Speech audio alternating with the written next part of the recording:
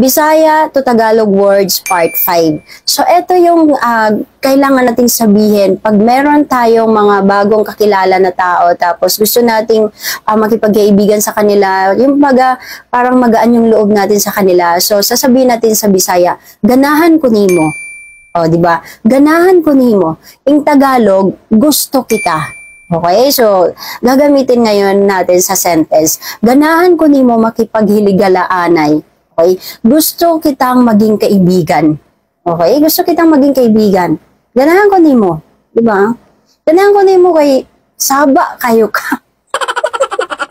Di ba? Ganon. Puro mo langas. Kaya gusto mo siya maging kaibigan.